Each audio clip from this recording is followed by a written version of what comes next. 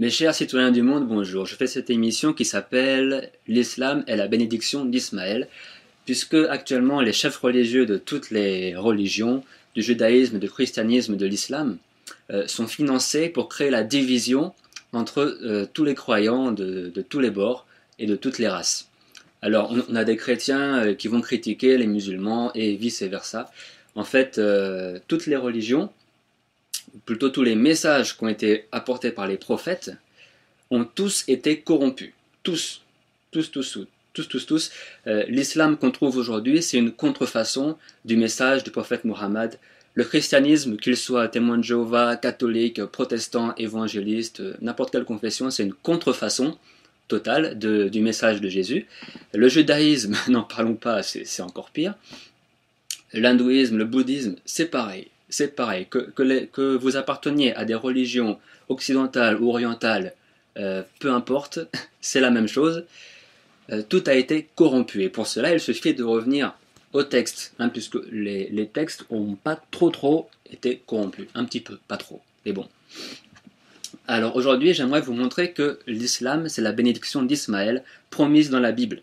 Avec un seul verset, hein, il y en a beaucoup d'autres, mais je vais me baser juste sur un seul verset, et vous réfléchirez là-dessus, vous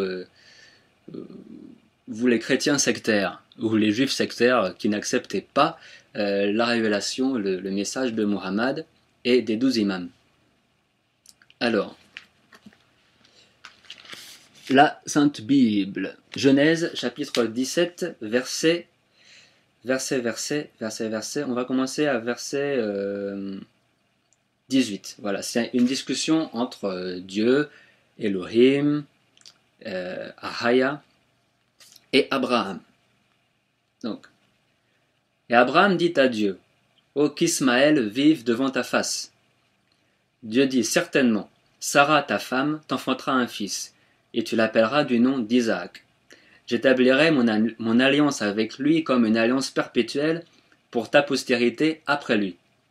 À l'égard d'Ismaël, je t'ai exaucé. Voici, je le bénirai. Je le rendrai fécond. Je le multiplierai à l'infini. Il engendra 12 princes, et je ferai de lui une grande nation. J'établirai mon alliance avec Isaac, que Sarah t'enfantera à cette époque-ci de l'année prochaine. Voilà. Lorsqu'il eut achevé de lui parler, Dieu s'éleva au-dessus d'Abraham. Oui, puisque le vaisseau spatial s'est élevé au-dessus, puisque Abraham était en contact avec des extraterrestres. Voilà. Et alors, on a au verset 20, à l'égard d'Ismaël, hein, c'est Dieu ou l'extraterrestre qui lui parle. À l'égard d'Ismaël, je t'ai exaucé. Voici, je le bénirai. Je le bénirai. Il faut commencer là-dessus. Dans le Saint-Coran, Mohammed, le prophète, est appelé une bénédiction pour les mondes. Voilà. Et le Coran explique bien que Mohammed est venu en tant que ce messager qui avait été promis, hein, à Abraham et Ismaël, de la lignée d'Ismaël. Voici, je le bénirai. Je le bénirai. Je le rendrai fécond, je le multiplierai à l'infini.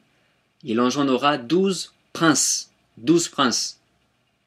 Et les 12 princes, ce sont les 12 imams qui ont continué à bénir Ismaël et bénir l'humanité, puisque les 12 imams qui sont les 12 descendants, hein, le premier d'eux était l'imam Ali, il y a eu l'imam Hassan, l'imam Hussein, etc., etc. Il y en a eu 12 jusqu'en l'an 260 de l'Hégire. Pendant 260 ans, ces 12 imams ont continué à amener à l'humanité la révélation de l'islam. Voilà. Donc il y a eu le Coran et Mohammed par lequel Dieu a béni Ismaël. Et puis il y a eu ces 12 princes qui sont venus après Mohammed et qui ont continué à amener la révélation. Voilà. C'était ceux qui interprétaient le Coran, qui avaient la légitimité de la succession au prophète Mohammed. Je ne suis pas chiite, il y a des sunnites qui vont m'écouter, qui vont s'offusquer, parce que l'islam a été corrompu, donc tous les chefs salafistes sunnites, par exemple, qui sont en Arabie Saoudite, qui sont payés par les Illuminati pour corrompre l'islam, ces chefs-là qui sont complètement intégristes, bien sûr, ils ne reconnaissent pas les 12 imams, bien sûr, puisque ça irait à l'encontre de ce qu'ils sont en train de faire, de détruire l'islam, justement. La famille royale d'Arabie Saoudite est complètement corrompue, ce sont des Illuminati, des pervers, ces gens-là sont des sacrificateurs d'enfants avec la famille royale d'Angleterre. Ces gens-là sont en train de transformer le pèlerinage à la Mecque en un culte à l'honneur au dieu Baal. Voilà, puisque à la Mecque, vous avez une idole de Baal monstrueuse, une grande horloge, comme l'horloge de Londres, qui est en fait un obélix en l'honneur du dieu Baal.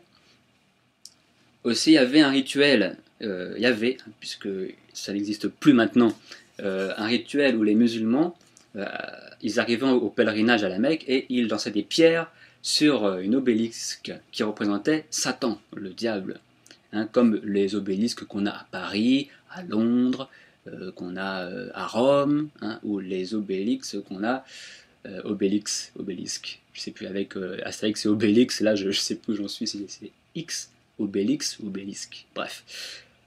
L'obélix qu'on a à Washington DC et partout, voilà, c'est un symbole satanique, et donc c'était un rite quelque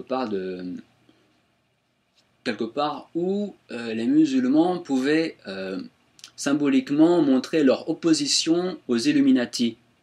Voilà, en lançant des pierres sur l'obélisque, mais ils ont remplacé l'obélisque apparemment par un mur. Et maintenant cet obélisque-là, où est-ce qu'ils l'ont placé? Ils l'ont mis sur le mont Arafat, là où les gens vont prier pendant le pèlerinage. Maintenant, ils prient sur ce mont-là Satan. Voilà.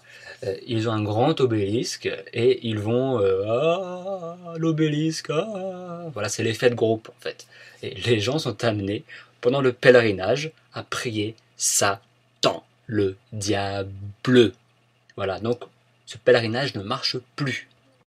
Une petite parenthèse à propos des 12 imams, c'est que depuis 10 ans, les Illuminati sont en train de profaner, par l'intermédiaire de chefs religieux musulmans, les tombeaux des 12 imams.